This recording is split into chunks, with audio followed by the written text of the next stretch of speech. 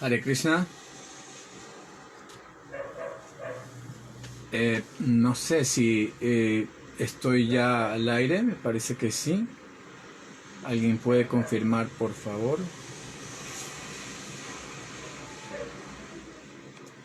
Bueno, tuve algunos inconvenientes para engancharme con la compu, así que estoy desde el celular. Ok, ya parece que sí estamos bien. Ok, listo. Gracias, Chitra Prabhu. Muchas gracias. También gracias por la invitación y a todo el equipo de ISKCON Argentina por invitarme a compartir un poco con ustedes sobre la ciencia trascendental del Bhagavad Gita. Les doy también la más cordial bienvenida a todos aquellos que nos están viendo y que también siguen constantemente todas estas valiosísimas clases expuestas por muy preparados Vaishnavas en esta ciencia espiritual.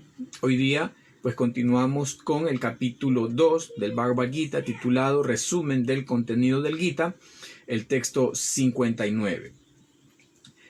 Como es costumbre, pues vamos a leer inmediatamente el texto.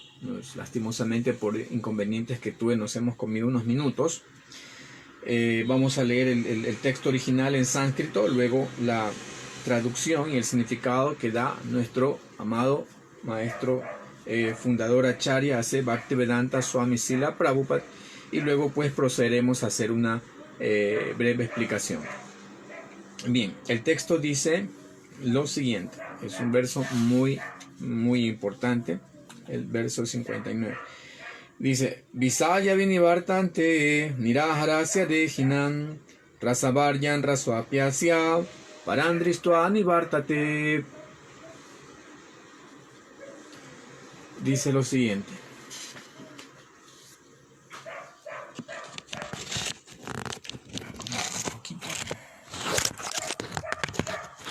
Estoy improvisando un poco acá. Espero que no se me vaya a caer. Okay. Solo ajusto algo un poquito.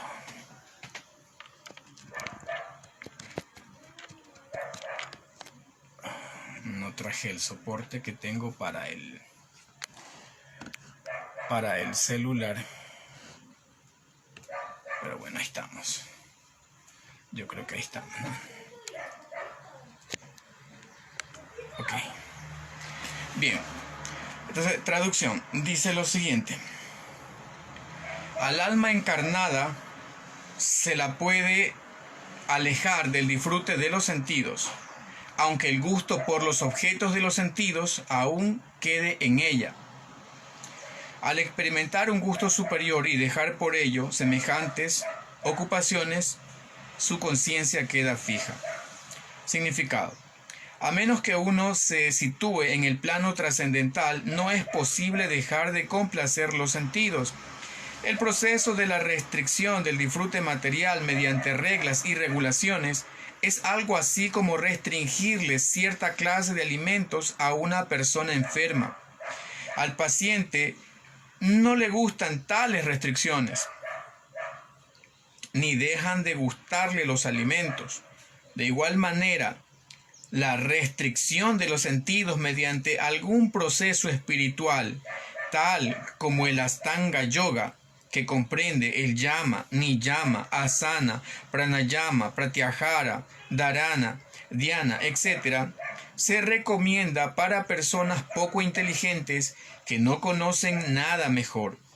Pero aquel que ha probado de la belleza del Supremo Señor Krishna en el transcurso de su avance en el proceso de conciencia de Krishna, pierde el gusto por las cosas materiales muertas. Por consiguiente, las restricciones están hechas para los poco inteligentes y neófitos en la vida espiritual. Y esas restricciones son buenas únicamente hasta que uno saboree de hecho el proceso de conciencia de Krishna. Cuando uno verdaderamente está consciente de Krishna, de forma automática dejan de gustarle las cosas desabridas. Oma Gyana Timirandasya Gyanan Gyana Salakaya Chakchum Militan Gyana Tasmai Sri Gurave Namaha. Yo nací en la más completa oscuridad de la ignorancia y mi maestro espiritual está abriendo mis ojos con la antorcha del conocimiento. A él yo le ofrezco mis más humildes y respetuosas reverencias. Namo Vishnupadaya Krishna Prestaya Bhutale Srimate Jaya Pataka Swamine Namacharya Padaya Nitai Kripa Pradachine Gaurakata Damadaya Nagadagrama Tarine Mukam Karoti Bachalam Pangum Nangajate Girim Jat Kripa Tanaham Bande Sri Gurum Dinatarinam Paramananda Madhavan Sri Chaitanya Ishwaram Vanchakalpatarubhya Chakripa Sindhubhya Vacha Patitanam Pavanebhyo Vaishnavebhyo Namo Namaha. Bhagavad Gita 259 decía lo siguiente: al alma encarnada se la puede alejar del disfrute de los sentidos, aunque el gusto por los objetos de los sentidos aún queda en ella. Pero al experimentar un gusto superior y dejar por ello semejantes ocupaciones, su conciencia queda fija. Bien, entonces estamos ya, este verso pertenece a la última sección del Bhagavad Gita. Recordemos que todos estos capítulos que nosotros estudiamos, y cuando los estudiamos de forma un poco más profunda, un poco más metódica, todos los capítulos engloban diferentes secciones. En el capítulo 2 ya hemos visto que vamos reconociendo diferentes secciones. Son como una especie de islas que abarcan o engloban temas específicos en particular. A través de todos estos versos, después del 2.10, 2.11, reconocemos que hay una propuesta que Krishna le hace a Arjuna de forma tácita, que es la de que pelee, y para ello presenta argumentos, ¿no? Como en el Sankhya Yoga, Krishna le dice: el alma nunca muere, así que pelea. Tácitamente le está diciendo pelea. Luego también le está diciendo pelea, que si ganas, te ganas los planetas celestiales. Pelea, que no hay muerte para el alma.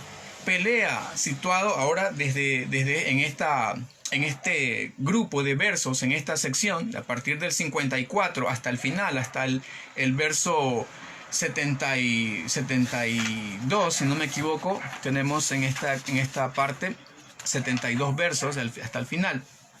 En esta sección Krishna prácticamente le está diciendo pelea, pero situado desde una posición trascendental. ¿Cómo se llama esa posición trascendental en términos sánscrito de lo que está hablando Krishna? Esa se conoce como Stita Pragya. Por eso toda esta sección de versos del 54 al 72 se conocen como los versos Stita Pragya. Recordemos que en el texto 54, justamente cuando empezaba esta sección, Arjuna le hace una pregunta. Krishna ya explicó la ciencia trascendental, el servicio devocional, le habló de Buddhi Yoga, etc. La sección anterior. Pero ahora Arjuna quiere saber cuáles son los síntomas de esa persona. Él le dice: Stita Pragyasya Ka. ¿Cuáles son los síntomas de esa persona que está en el plano trascendental? Y Krishna le responde en el texto 55: Prajahati Yarakama Sarvam Parta Manogata Atmani Evatmanatusta Stita Pragya Tadochate. Arjuna quiere saber, bueno, ¿cuáles son los síntomas de aquel que está en ese Stita Pragya? Y Krishna le dice, lo primero que Krishna le dice es Prajahati Yarakama. Prajahati Yarakama significa abandona, esa persona abandona Prajahati Yarakama toda clase de disfrute de los sentidos, kama, disfrute de los sentidos. Entonces encontramos que una característica de aquel que se halla en el plano de Stita Pragya o en el plano trascendental es que esa persona primero abandona el deseo de disfrute de los sentidos. Y si nosotros nos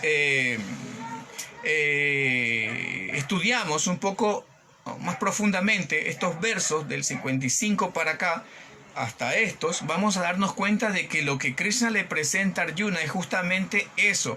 Él le habla de básicamente dos cosas: que el Stita Pragya, aquel que está situado en el plano trascendental, esa persona controla sus sentidos y controla su mente. De estas dos cosas ha venido hablando Krishna: controla sus sentidos y controla su mente. Es una persona que tiene en su poder esa capacidad de no perturbarse no perturbarse por el devenir o la demanda de los deseos. Su mente está controlada, su mente está apacible, no se perturba, sus sentidos también están domados. Recordemos que a veces los sentidos se los compara con caballos, ¿no?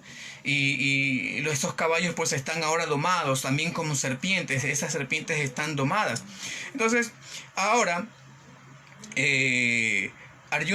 Krishna les va a explicar, bueno, cómo es que esta persona puede llegar a ese punto de controlar sus sentidos, controlar su mente. Y en el verso anterior, y aquí nos enganchamos con el verso anterior, porque esta es la continuación del texto 58.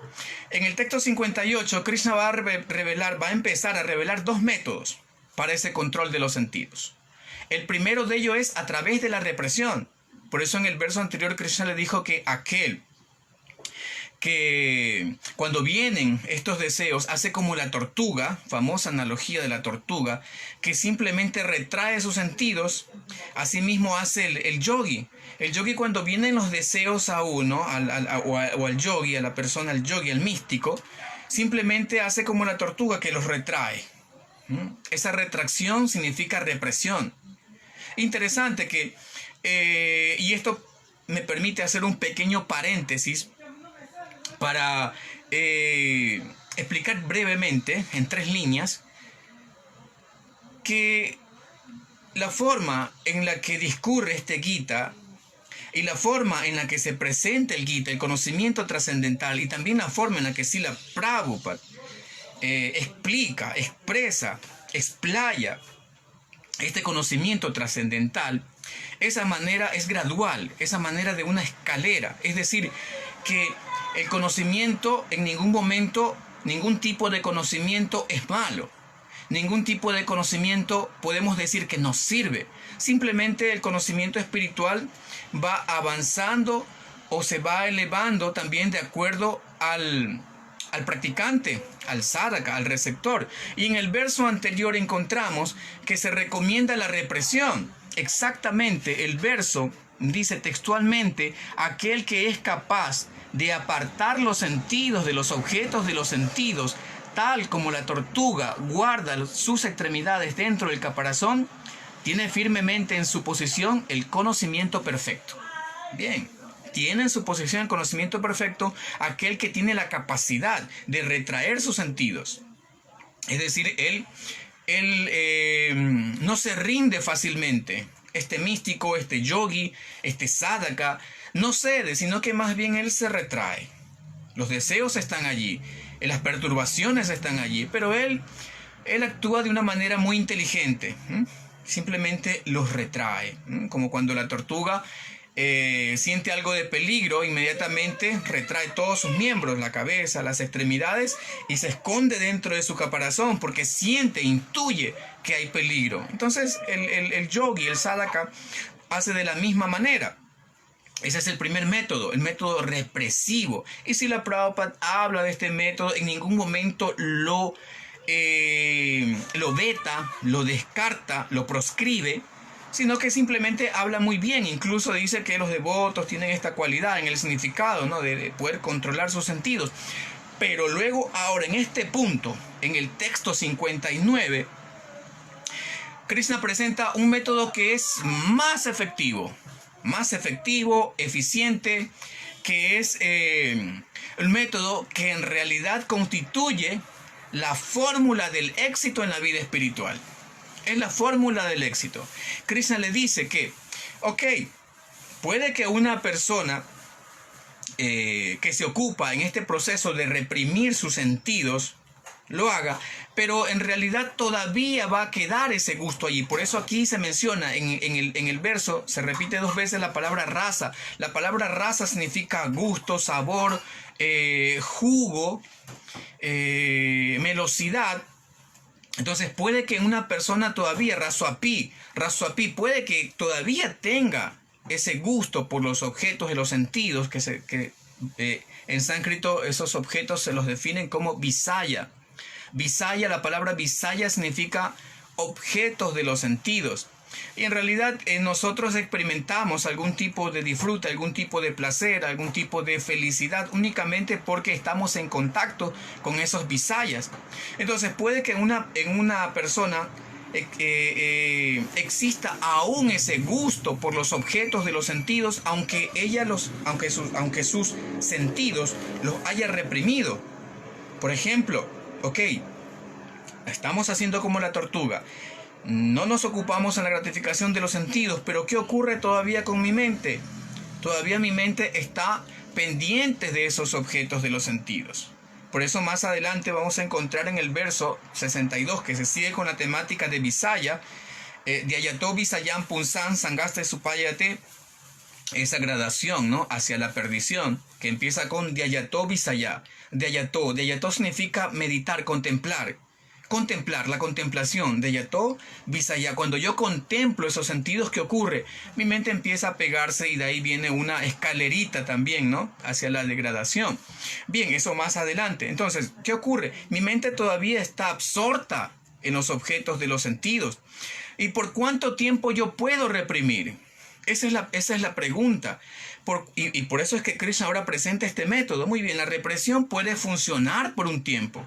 Puede dar algún tipo de resultado, tiene su valor, tiene su mérito, pero ¿por cuánto tiempo una persona puede reprimir sus sentidos? ¿Por cuánto? Y resulta ser que la gran mayoría de religiones en el mundo apuntan a esto, a este tipo de práctica represiva, a esta práctica de simplemente retraer, contener los sentidos, contener el ímpetu hacia el disfrute de una manera artificial. Esa es la palabra también que Srila Prabhupada utiliza cuando habla acerca de este punto, a tratar de contener, reprimir los sentidos de una manera artificial. ¿Por cuánto tiempo, es la pregunta, una persona puede reprimirlos? ¿Unos meses? ¿Unos años? ¿Y qué ocurre después?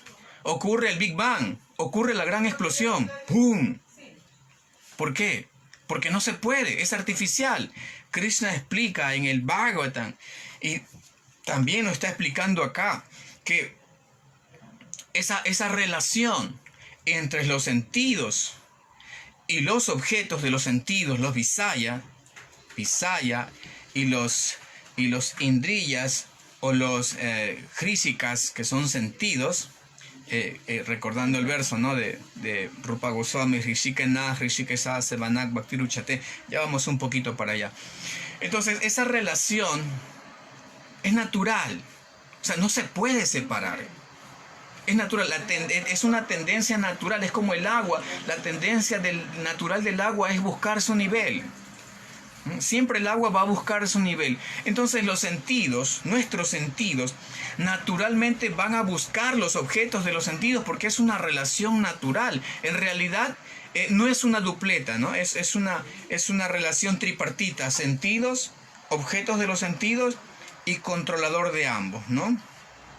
Es una trilogía. Nos referimos a los poderes superiores, semidioses, ángeles, como se los quiera denominar. Cada uno de ellos se está controlando, ¿no? Esto está explicado en el tercer canto del Bhagavatam, tercer canto del Bhagavatam, cómo estas personalidades controlan ambas cosas, los objetos de los sentidos y los sentidos. Entonces es una función natural, es una relación natural que hay entre estos dos elementos. Por lo tanto, no se los puede separar. Podemos artificialmente separarlos por un momento. Así como la tortuga. Muy bien, no, yo no me ocupo en eso. ¿Pero por cuánto tiempo? Entonces aquí tenemos la clave, y este es un verso importantísimo. Todo estudiante serio de la ciencia del Bhagavad Gita, principalmente si tiene el deseo de transmitir este conocimiento a los demás, debe saber la esencia de este verso, debe conocer las palabras que se mencionan aquí y debe también memorizarlo, analizarlo, estudiarlo, aprenderlo muy bien este verso, porque esta es la clave del éxito en la vida espiritual. ¿Por qué? Porque está hablando de la experimentación. ¿Experimentación de qué? Rasavaryan rasoapiasoa parandristoa. Parandristoa nivartate. Parandristoa. Parandristoa significa un gusto superior.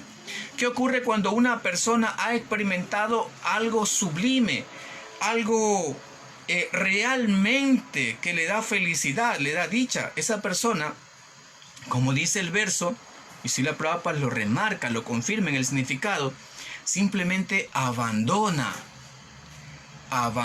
cualquier otro tipo, otra clase de disfrute de calidad inferior, de naturaleza inferior.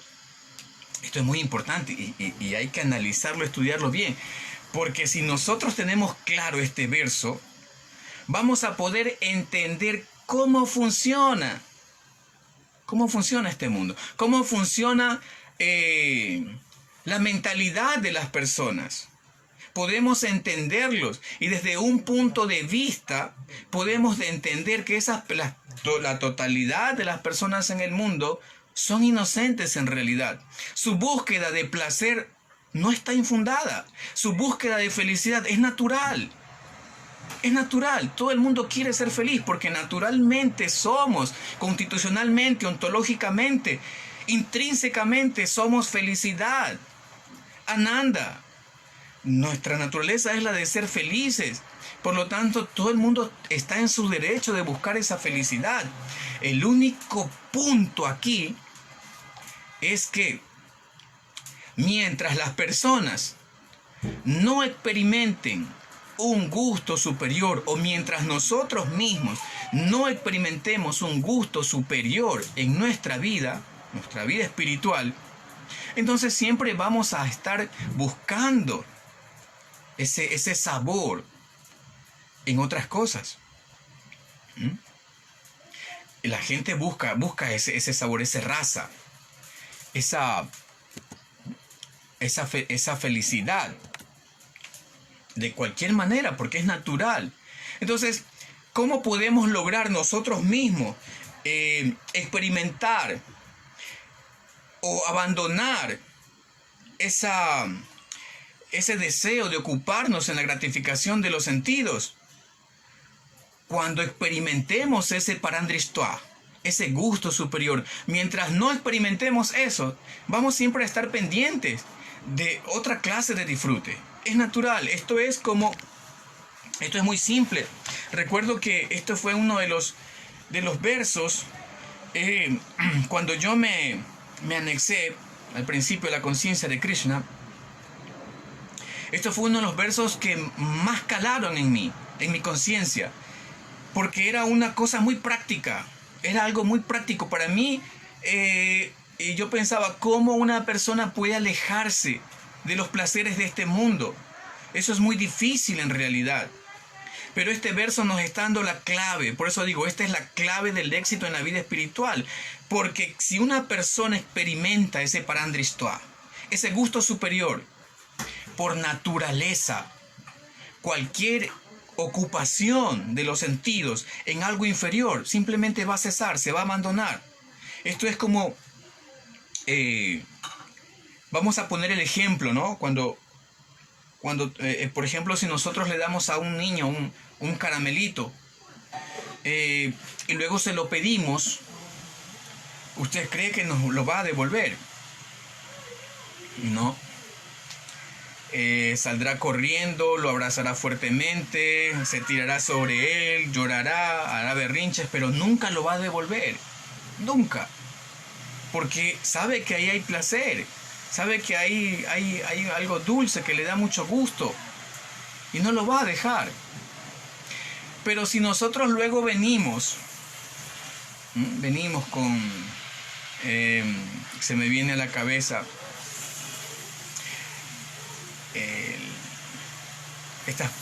estos caramelos grandes, ¿no? Que no sé si en la serie del Chavo del 8 se ve, ¿no? Estas paletas, no sé, acá le dicen chupetes, en otros lados le dicen paletas, no sé qué otro nombre pueda tener, ¿no? Estas grandes que parece un disco entero así. Imagínense que llegamos con eso ante el niño que primero le habíamos dado un pequeño caramelo y se lo damos. Entonces naturalmente va a abandonar ese pequeño caramelo. Se lo vamos a pedir y nos lo dará con mucho gusto y será con lo más grande. Nosotros mismos.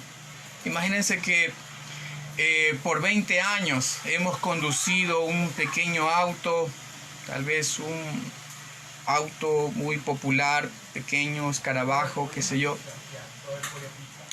por 20 años, ¿no? Y eso era nuestra vida y alma, porque íbamos a pasear con la familia, al trabajo, al templo, etcétera. Nos movilizábamos.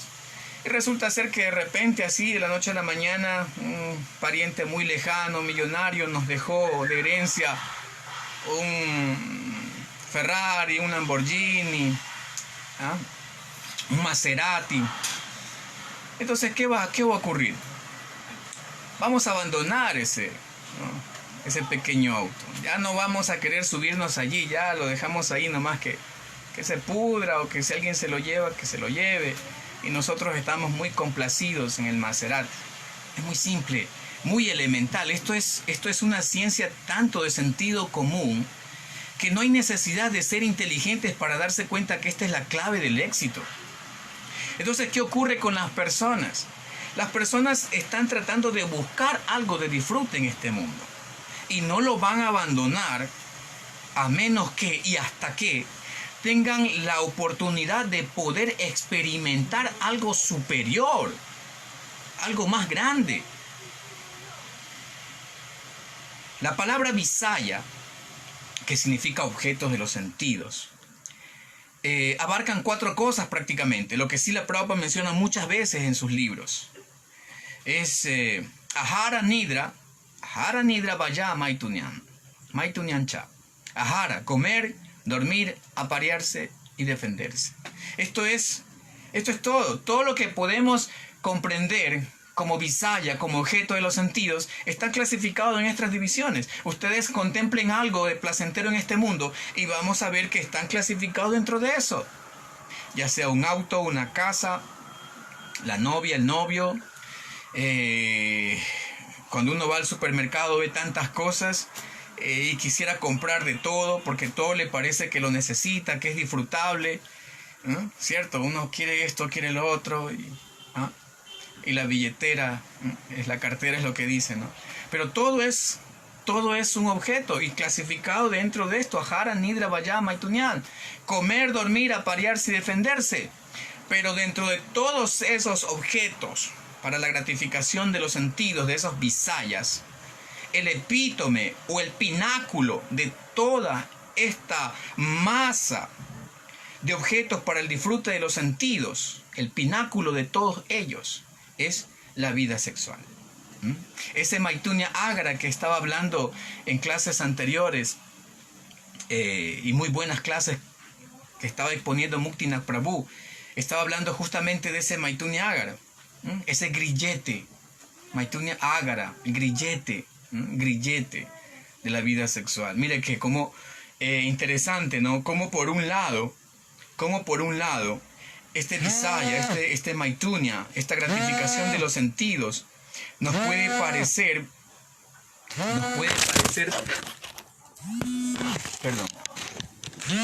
esta gratificación de los sentidos nos puede parecer que es lo máximo, pero también, de acuerdo desde otro enfoque, el enfoque védico, es simplemente un grillete, como decía Muktinath. Es como un grillete cromado, es como un grillete dorado. Está bien pintadito, decorado. Podemos ponerle incluso incrustaciones de perlas, zafiros, rubíes, esmeraldas a nuestro grillete, pero sigue siendo un grillete. Entonces tenemos 2 enfoques. Por un lado, algo grandioso. En este mundo es el pináculo de la gratificación de los sentidos. Todo apunta para eso. Este Maitunya Agara es lo más disfrutable en este mundo. Todo se mueve en ese sentido. De hecho, el Gita más adelante habla de eso, ¿no? Como las personas de mentalidad oscura, capítulo 16, habla de eso. Para ellos este mundo es solamente eso. Solamente eso. Está producido por la vida sexual y está conducido y dirigido hacia la vida sexual. Pero ¿cómo es que los Vedas y los santos a eso que en este mundo es lo máximo, lo ven tan insignificante, tan pequeño. ¿Cómo puede ser posible? Pues bien, se debe simplemente a una cuestión de enfoque, una cuestión de ver en qué posición estamos nosotros, cómo estamos situados. Recordemos que todo esto da felicidad. No podemos caer tampoco en declaraciones artificiales y decir que no hay disfrute en eso. Por ejemplo, Srila Rupa Goswami en su Bhakti Rasamrita Sindhu, que también lo recoge Srila Prabhupada en el Néctar de la Devoción, Srila Rupa Goswami habla acerca de 3 tipos de felicidad. Y él incluye en esos 3 tipos la felicidad que procede del disfrute material. Se la denomina Vaisajikam. Vaisajikam viene de Visaya, objetos de los sentidos. Entonces existe un tipo de felicidad que surge justamente de esta dupleta, de poner en contacto los sentidos con los objetos de los sentidos. Esa felicidad se la conoce como la felicidad material. Todo lo que yo puedo explotar de este mundo, lo que me ofrece este mundo, es eso, Vaisajikam, la gratificación sensorial, la complacencia de los sentidos. Luego también habla de la felicidad que surge del Brahman, de fundirse en el Brahman. Y finalmente la felicidad que procede del servicio devocional. Pero las escrituras dicen que esa felicidad que procede de la gratificación de los sentidos, e incluso la felicidad que procede de fundirse en el Brahman, es como la cantidad de agua que puede entrar, que cabe en la huella dejada por la pezuña de un ternero. Imaginémonos, tal vez algo así, ¿no? Como la pezuña de un ternero. ¿Qué mucha agua puede haber ahí? Y sin embargo, esa pequeña cantidad de agua, que es real, no podemos caer tampoco en un plano artificial y decir que no existe disfrute. Porque lo hay. Hay disfrute. Hay disfrute. Incluso el Gita habla, ¿no?, de la felicidad en los diferentes planos. Nunca dice totalmente no hay felicidad. Hay algún cierto sabor, un rasa ahí. Pero ¿por qué a veces ese pequeño pozo, ese pequeño, no es ni un pozo, la pequeña cantidad de agua que puede entrar en la palma de mi mano o en la huella dejada por esa pezuña de ternero, ¿por qué a veces nos parece tan grande, tan descomunal como un océano? Para el común de las personas, y tal vez todavía para muchos de nosotros, nos puede parecer ese disfrute, ese Maitunya Agara, o todos los 4 tipos de disfrute, Ahara, Nidra, Vaya, Maitunya, Cha, nos puede parecer un océano de disfrute. ¿Cuándo lo vemos como un océano? ¿Y cuándo lo vemos como el agua, una pequeña porción de agua que puede entrar en la palma de mi mano o en esa huella de pezuña de ternero? A veces lo vemos como un océano. ¿Y por qué a veces lo vemos como un océano? Muy simple. Porque nosotros nos hemos vuelto del tamaño de una hormiga. Para una hormiga, no solamente esa cantidad de agua sería un tsunami para una hormiga. Para una hormiga, una gota de agua puede ser la muerte, puede ser algo tan grande, tan descomunal. Imagínense, ve caerle una gota de agua encima y se aterra, porque ella es insignificante. Entonces, ¿cuándo vemos esta cantidad de agua o esta gratificación de los sentidos como algo tan grande? Cuando nos hemos vuelto tan pequeños. Cuando nuestra conciencia está así, sumamente pequeñita. ¿Y por qué las personas ven eso como algo tan grande, como una enorme montaña, como un enorme océano? Muy simple.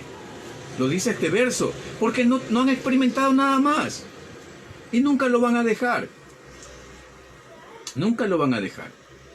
Por eso nosotros debemos predicar, nuestra prédica, nuestra presentación de la filosofía Vaishnava, siempre debe ser una prédica positiva. De hecho, recuerdo que cuando me integré, nuevamente recordando, ¿no? Este verso siempre me lleva a esa época. Y veníamos muy apegados a diferentes tipos de disfrutes materiales. Y voy al templo y encuentro que en ningún momento a mí me dijeron, tienes que dejar esto y aquello y esto demás y esto de acá también. No.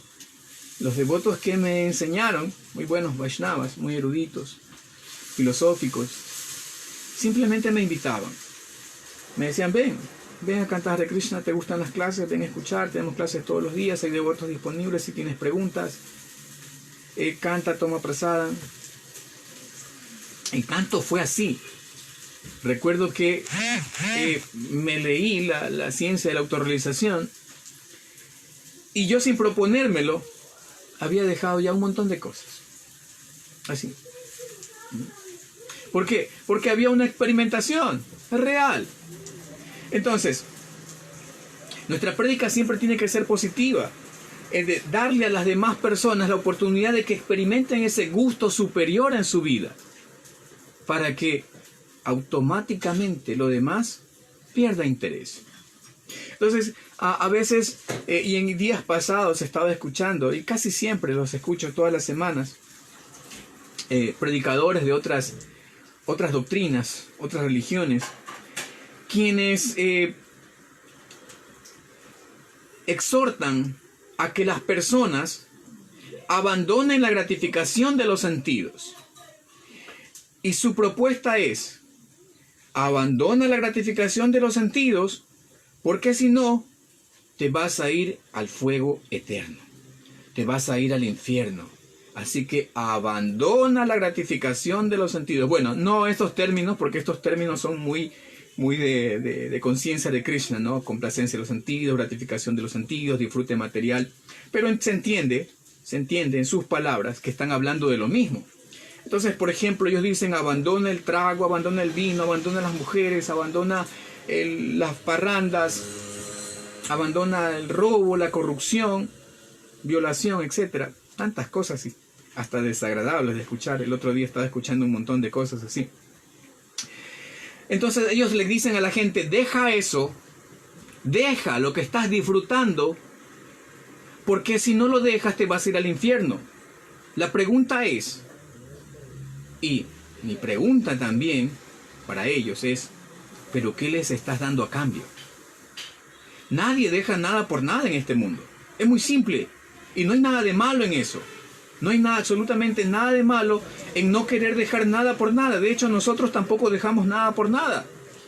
Si hemos sido capaces, en mayor o menor grado, de dejar algo de la gratificación de los sentidos, por misericordia de nuestros maestros espirituales, principalmente de Srila Prabhupada y de todos los Vaishnavas, si algo hemos podido trascender o superar algo de eso, es porque esos Vaishnavas, Krishna, Srila Prabhupada, nos han dado la oportunidad de experimentar ese gusto superior, ese parandristva. Ese parandristva, aunque sean en cantidades pequeñas, ¿no? Como en gotero, porque de hecho ahorita, por lo menos en mi caso, no puedo decir que estoy disfrutando de todo el océano de bienaventuranza trascendental o de ese Brahma Sukha, Brahma Sukhyan, que habla señor Rishabhadev. No, todavía no estamos experimentando todo ese ananda, pero basta una gotita que se nos ha dado, y esa gotita ha sido tan grande que es suficiente como para dejar, o por lo menos para tener el ímpetu de dejar ocupaciones de naturaleza inferior. Entonces, ¿cómo la gente común va a abandonar la gratificación de los sentidos si no le das nada a cambio? Por eso es la frustración. Entonces la gente hace cálculos y dice: a ver, si yo dejo todo, ¿y qué tal si después de la muerte no hay nada? pierdo todo. Ese es el cálculo materialista de las personas. Las personas dicen, y eso se escucha a diario y hay muchas canciones con esta frase, vive la vida, que se va y no vuelve. O la vida es una, disfrútala. No hay más. Entonces la gente hace sus cálculos y dice, bueno, si yo dejo todo y si al final no hay nada, entonces me quedo sin nada. Así que mejor disfruto ahora y después ya se verá. Entonces los predicadores, fuera del ámbito de conciencia de Krishna, no están ofreciendo nada sustancial, nada experimental. La gente quiere experimentar. Entonces, esta es la clave del éxito. Si la persona experimenta ese gusto superior, facilito, se deja lo demás. Esto es muy simple. Ya pusimos ejemplos. Entonces, las personas, como decía hace un rato, desde un punto de vista, no son culpables de ocuparse en lo que se están ocupando. En Ahara, Nidra, Vaya, Maitunyancha. Comer, dormir, aparearse y defenderse. ¿Saben por qué? Porque hasta cierto punto podemos decir que son inocentes. Desde un enfoque, desde otro enfoque nadie es inocente en este mundo. Pero desde un enfoque podemos decir que son inocentes porque no tienen nada más. Cada quien está buscando su felicidad, eso es natural. Entonces, en eso hay una minúscula cantidad de felicidad. Y lo van a abandonar y lo vamos a abandonar cuando hayamos experimentado ese gusto superior. Mientras tanto, no. Entonces, ¿por qué a veces, volviendo al punto de por qué a veces nosotros vemos eso que es una ínfima porción de agua? Esa gratificación de los sentidos es algo ínfimo. ¿Por qué a veces lo vemos como algo muy grande? Porque nuestra conciencia se ha vuelto muy pequeña. Estamos como una hormiguita que separa el borde, ¿no? del agua que hay en esa huella dejada por el ternero. Ve eso como un océano prácticamente. Oh mar, qué pacíficas son tus aguas, ¿no? Está wow. Así nos hemos vuelto. ¿Por qué? Porque nuestra conciencia está muy chiquita. Entonces, ¿cuándo nosotros vamos a ver esa gratificación de los sentidos como eso, como una ínfima porción de agua? Cuando nos hayamos vuelto gigantes. O como Srila Prabhupada dice, cuando nuestra conciencia se haya elevado. Cuando nos volvemos gigantes. Cuando, obviamente, estamos siguiendo el proceso. Y el proceso lo estamos experimentando. Entonces vamos a ver que cada vez eso que antes lo veíamos como más grande, y yo puedo dar fe, ¿no? Este es un verso que podemos emplearlos para hacer una reflexión de aplicación personal. Podemos dar fe, y todos ustedes con mucha más razón pueden dar fe, de que sí hay una experimentación de ese gusto superior. Y eso ha sido suficiente como para empezar a ver ese océano cada vez más pequeño. Y cuando pasa el tiempo vemos que ese océano cada vez se hace más pequeño. Ya no es tanto un océano, no lo vemos como un río. Tal vez después de un tiempo lo veamos como un charco. Y tal vez en algún momento o en alguna vida veamos ese Maitunya Agara y todos los visayas de este mundo simplemente como pequeñas gotitas de agua, insignificantes, que tienen algo de placer, pero el placer que dan es tan insignificante comparado con este Parandristoa que no nos vamos a molestar en ocuparnos en eso tan insignificante. Es como en el tercer canto del Bhagavatam, Srila Prabhupada cuenta que en el mundo espiritual también hay matrimonios, también hay parejas, y que allí no es que no hay vida sexual. Lo que pasa es que eso es tan insignificante comparado. Imagínense en el mundo espiritual, si aquí es insignificante la gratificación de los sentidos comparado con el servicio devocional, imaginémonos en Vaikunta o en Goloka, cuán insignificante ha de ser. Entonces nadie hace caso a eso, ¿no? Nadie lo toma en cuenta. ¿Para qué molestarse con eso? Resulta algo tan intrascendente para una persona que ha alcanzado la evolución o el pináculo de la de la vida espiritual o ha llegado a esta posición stita pragya, cuando su conciencia está totalmente trascendental. Es algo tan insignificante que me imagino que puede ser algo así como cuando nosotros ponemos, por ejemplo, tenemos la camiseta, ¿no?, de nuestro mejor equipo, allá, no sé, del Boca, del River, en Argentina, acá del Barcelona, del Emelec, la camiseta original, ¿no?, comprada ahí del almacén, y está autografiada por nuestros jugadores, nuestros ídolos, entre comillas, que para nosotros es tan valiosa que la ponemos ahí en la pared, ¿no? No la queremos ni tocar, ni que se manche, la ponemos ahí en un cristal, que para nosotros es sumamente valiosa. Imagínense en ponerle esa camiseta a un perro. ¿Qué hace el perro con esa camiseta que para nosotros es tan valiosa? No hace nada, es intrascendente, simplemente no le da placer, es lo mismo, le da igual, estar o no estar, es insignificante. Entonces, para una persona que se encuentra en la posesión de stita pragya, de la que hablan todos estos versos, ocuparse en la gratificación de los sentidos es algo tan ínfimo que no vale la pena molestarse, simplemente porque se ha experimentado un gusto superior, simplemente porque hay algo más grande. Entonces, cualquier ocupación de naturaleza inferior va a quedar a un lado. Esto es muy, muy sencillo. Entonces, ¿cuándo vamos a llegar a ese punto en que lo realmente veamos, como dicen las escrituras, esa gratificación de los sentidos como una pequeña porción de agua? Cuando seamos gigantes espirituales. ¿Y cómo nos volvemos gigantes espirituales? Por seguir firmemente en el proceso, por seguir a nuestros acharyas, por escuchar discusiones filosóficas, por servir a los Vaishnavas, por cantar Hare Krishna, por tener la actitud adecuada. Tantas cosas. También el Gita habla de todas estas cosas. En ese momento vamos a volvernos gigantes. Y eso que antes nos parecía como algo muy grande, se va a volver tan pequeño, ¿no? Como una mota de polvo, como una partícula de polvo, insignificante. Entonces, así al principio veíamos, wow, ¿cómo?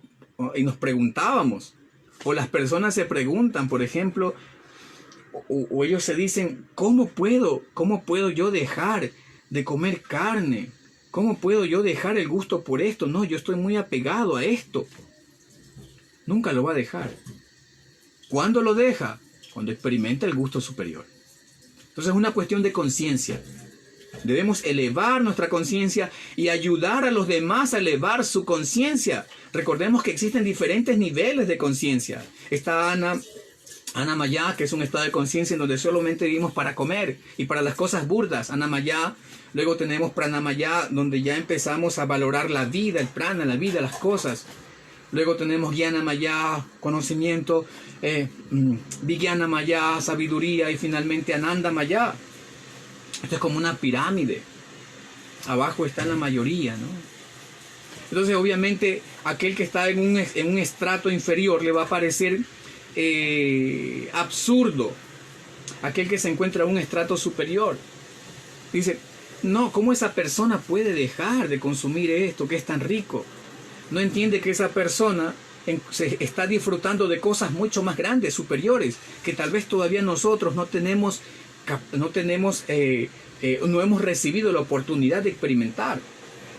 Por eso siempre debemos asociarnos con aquellas personas que se encuentran en estratos superiores de conciencia, para que nuestra conciencia también se eleve y nos volvamos gigantes y lleguemos un momento a ver esos visayas en este mundo que nos dan ese gusto, esa raza, como que fuera algo muy valioso.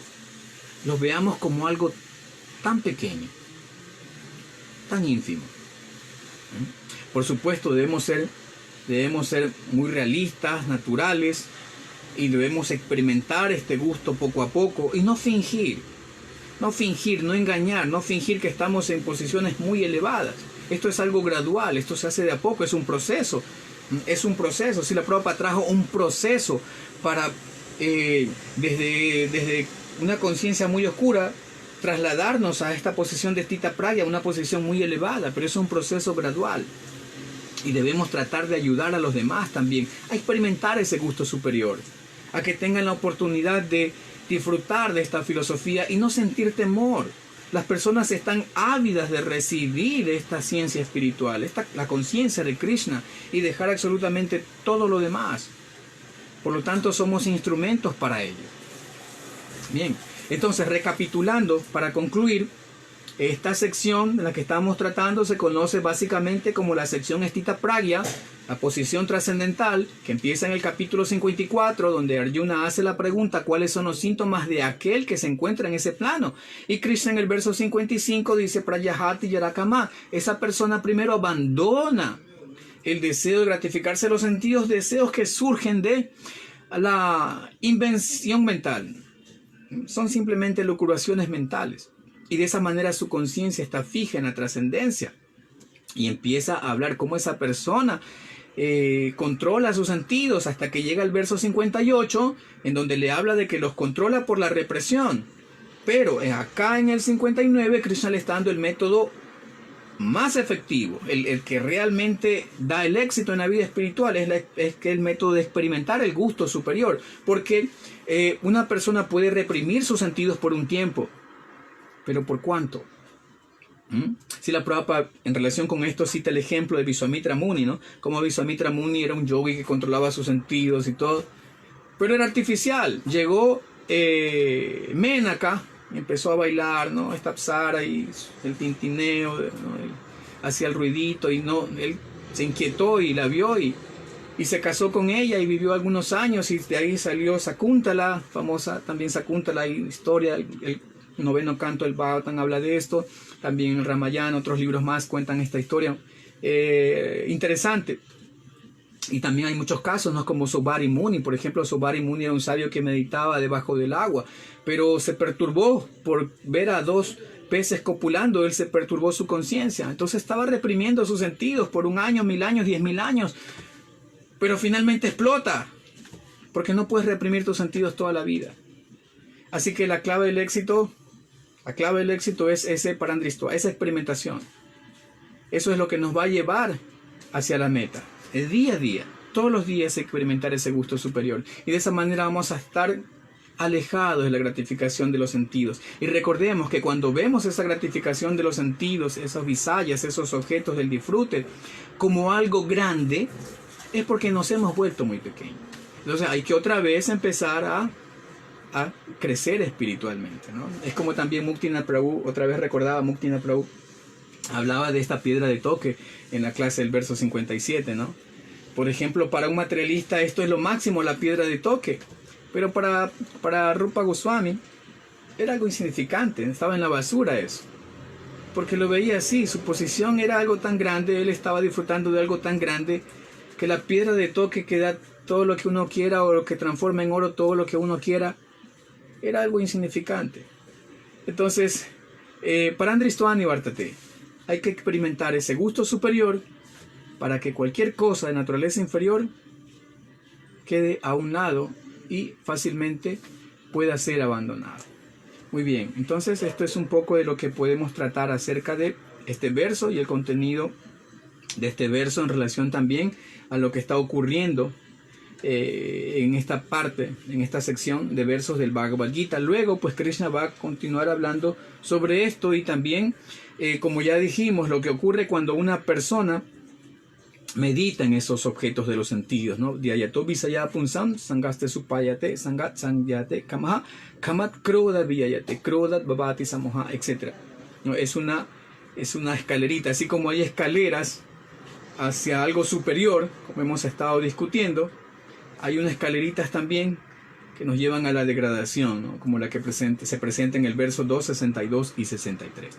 Bien, me resta solamente agradecerles infinitamente por su atención y por la invitación a compartir con todos ustedes, devotos muy nobles, muy serios, algo de la filosofía de conciencia de Krishna en relación con esta parte del Gita. Bien, vamos a ver si pues alcanzo a leer algo por aquí. Hare Krishna, Jaya Dambantari, Hare Krishna Dambantari, desde aquí de Ecuador, muchas gracias por asistir. Prabhu Amritananda Das, Haribol, ¿en qué texto del Srimad Bhagavatam Srila Prabhupada dice que hay vida sexual en el mundo espiritual? Me parece un concepto interesante y me gustaría investigar al respecto. Gracias, Prabhuji. Bien, Hare Krishna. Si no me equivoco, es en la parte cuando se describe el viaje que hace Kardama Muni con Devahuti en su nave, ¿no? Que es como un palacio, hermosa nave, ¿no? Y uno cuando está leyendo estos versos se hace, ¿no? Eso es lo maravilloso del Bhagavatam, ¿no? Uno como que ve la película, ¿no? Y ve esta gran nave allí con tantos pisos y jardines y todo. Kardama Muni construyó esto para su esposa y empezó a viajar por muchos lados, ¿no? Muchos lugares, ¿no?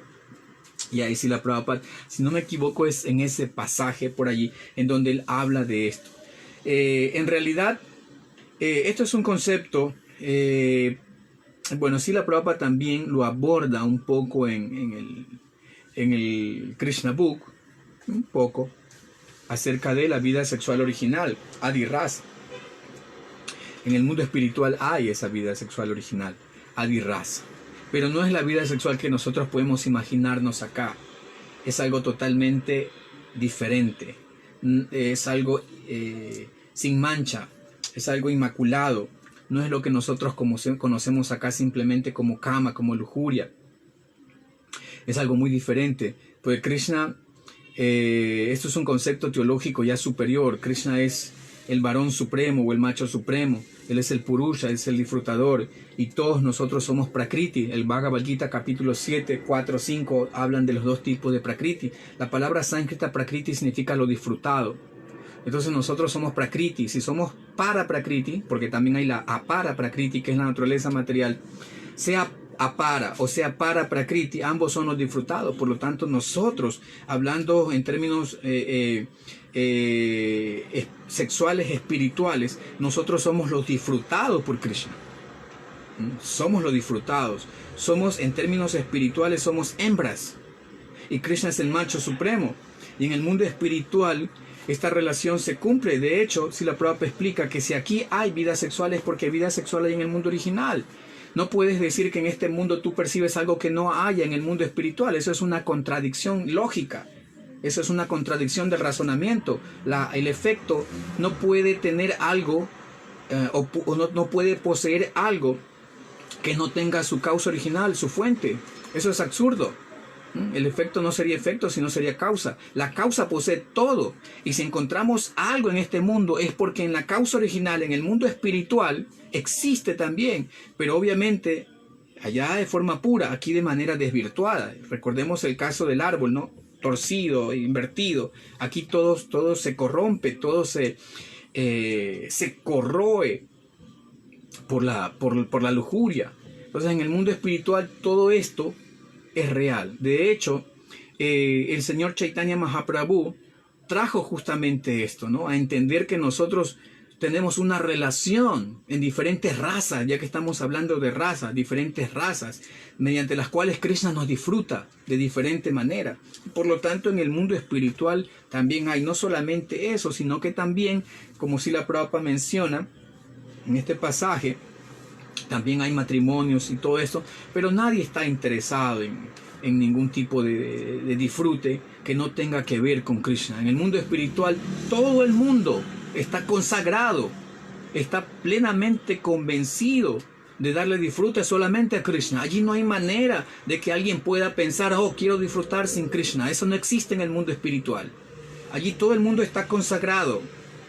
Por supuesto que hay libertad, pero la libertad se emplea para servir a Krishna, para servirlo a Él. Cualquier cosa que se piensa, cualquier cosa que podamos hacer usando nuestro libre albedrío está destinado para servir a Krishna, para nada más. Allá es el mundo de la consagración, de la dedicación. Allá no hay tal cosa como que quiero disfrutar sin Krishna. Por lo tanto, no existe la cuestión de que, ahora quiero disfrutar de este hombre, ahora quiero disfrutar de esta mujer, pero sin Krishna. No, eso no existe. Por lo tanto, allá todo el mundo está dedicado completamente a esa relación, a ese Adi Ras, a esa relación pura y espiritual en el mundo espiritual para darle placer a Krishna, que es el macho supremo. Igual más detalles pueden en esta sección. No recuerdo exactamente los versos, pero sí más o menos si buscamos los capítulos, principalmente esto cuando viajan, ¿no? Y van por la nave y todo esto, por allí sí la Prabhupada habla de ese punto. Bien, algo más tenemos acá. Dice, llegué muy tarde, dice, Chaturi Kasaki, Hare Krishna. Chaturi Kasaki, mucho gusto, reverencias. Chaturi Kasaki dice, tarde a la clase, habló de degradarse. Pregunto, ¿será que es más fácil degradarse que practicar vida espiritual? Lo digo porque parece que el mundo está diseñado para degradarse. Sí, claro. La tendencia natural, y esto habla el Shastra y el capítulo 12, el canto 12 del Bhagavatam nos cuenta las prescripciones para Kali Yuga, y allí vemos que todo va en descenso. Y de hecho lo sabemos, ¿no? Las cualidades que en Satya Yuga eran 100%, religiosidad y todo, van perdiendo, ¿no? 25%, 25%, y en Kali Yuga ese pequeño 25% de cosas buenas que pueden haber se van deteriorando cada vez más. Lo preocupante es que no estamos ni siquiera en Kali Yuga de lleno. Kali Yuga tiene una fase que se llama Sandhya. Un sandhya es una conjuntura, ¿no? Por eso se llama Sandhyarti, ¿no? La conjuntura entre el día y la noche. Ese sandhya dura ¿cuántos años? Creo que es un 10% de lo que dura la era, de cada era. Lo cierto es que no hemos pasado ni siquiera esa fase de transición entre Kali Yuga y Dwapara Yuga. Todavía hay algo de vestigios de Dwapara Yuga en nuestra era. Entonces todavía no estamos en lo más pesado de Kali Yuga. Nos preguntamos, ¿qué ocurrirá después? Porque todo va en degradación y cada vez más hay más degradación y eso lo vemos. Basta analizarlo. Por eso nuestros abuelos dicen, no, esto no se veía en mi tiempo. Y es verdad, es más, hasta en nuestro tiempo, ¿no? Yo tengo 47 años y el otro día comentaba con alguien que cuando teníamos 8 o 9 años podíamos pasar hasta horas en la noche muy tarde jugando y no había ningún problema hasta la medianoche, principalmente en época de vacaciones, y no había peligro. Pero ahora los chicos no pueden salir ni en el día a la calle, porque si son niños pueden ser presa fácil de las drogas, cosas así, y si son niñas pueden ser explotadas, vejadas, humilladas, violadas, raptadas, etc. Entonces todo siempre va en degradación, es la tendencia natural. Pero aquí viene lo bueno, ustedes saben de Kali Yuga y el canto 12 también lo dice, que hay una sola buena cualidad, ¿no? Ekat Guna, Mahat Guna, algo así dice, ¿no? Ekat Guna, bueno, que en Kali Yuga hay una sola buena cualidad, ¿no? Una gran cualidad. Una sola, una Mahaguna, una gran cualidad. Kali Yuga tiene una sola gran cualidad, que es justamente este proceso de conciencia de Krishna. Bueno, y no vamos a ser tan sectarios, no solamente conciencia de Krishna, pero todo proceso que esté en línea con los mandamientos védicos que mandan cantar y glorificar el santo nombre de Dios. Eso también se hace en otros procesos. Toda persona que de alguna u otra manera tenga esa afinidad hacia los valores, hacia la vida espiritual, tiene la oportunidad de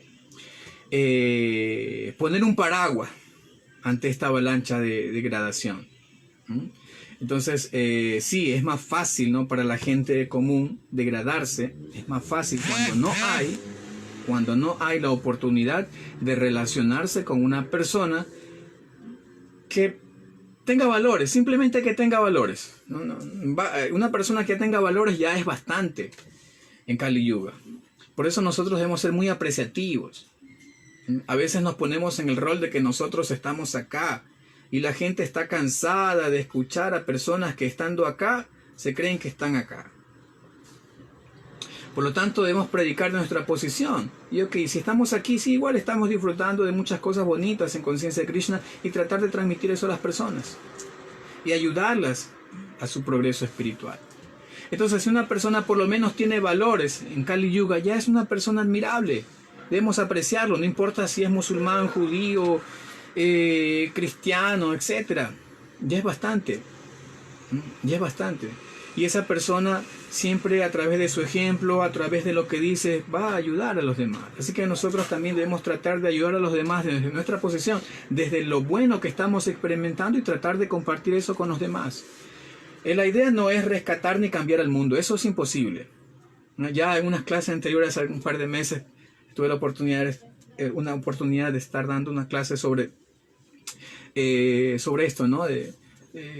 No debemos tratar de cambiar el mundo. Ningún acharya recomienda, ve y cambia el mundo. Un acharya dice, cambia tu conciencia y transmite esto a los demás. Y las personas pueden tomarlo. Y si lo toman, muy bien. Y si no, no es nuestro rol cambiar el mundo. Nuestro rol es tratar de cambiar nuestra conciencia y simplemente tratar de aportar algo a los demás, transmitir lo que los salvadores del mundo como Jesús, como Srila Prabhupada, como Chaitanya, como Buda han traído. Simplemente transmitir eso de una manera muy humilde. Y de esa manera trataremos de ayudar en algo a los demás. Ok, muchas gracias. Tenemos, dice Menezes Rodríguez, Kali Yuga es la era donde se degrada la masa humana. Sí, Kali Yuga está la época de riña, hipocresía, ¿no? Todo es degradación aquí y lo vemos hoy en día. No sé, a veces uno se asusta porque yo me pongo a pensar qué será en 30 años, qué será en 40 años, en 50 años, qué va a pasar a nivel moral, a nivel ecológico, etcétera. Mucha degradación. Gracias a usted, Chaturika. Bien, ¿algo más? Pues creo que nada más, no sé, creo que no. Discúlpeme si alguien se queda, igual estamos con el tiempo. Muchísimas gracias a todos ustedes por su participación y permitirme compartir con todos ustedes algo de la ciencia de este hermoso Bhagavad Gita. Mis reverencias. Y dice, antes de despedirme, dice Ganesha Amarillo, muy buena clase, muchas gracias. Gracias a ustedes, queridos Vaishnavas. Gracias a ustedes.